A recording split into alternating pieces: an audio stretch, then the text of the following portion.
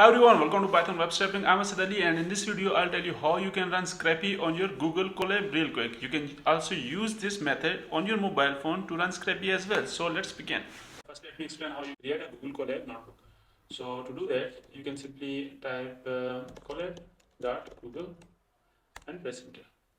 And you will see something like this. Just click on new notebook and it will create a new notebook.